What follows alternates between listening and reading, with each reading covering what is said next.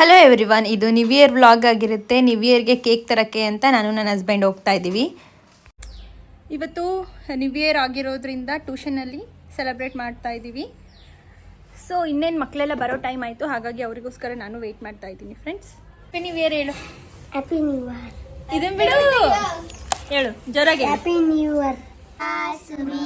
ಸುನೆಲ್ಲಕ್ಕಿ ತವರು ಮನೆಯ ಪಲ್ಲಕ್ಕಿ ಮುಗಿಲಿನಾಚೆ ತಾರಕ್ಕಿ ಹಾರುತ್ತಾವೆ ಬೆಳ್ಳಕ್ಕಿ ಹಾರುತ್ತಾವೆ ಬೆಳ್ಳಕ್ಕಿ.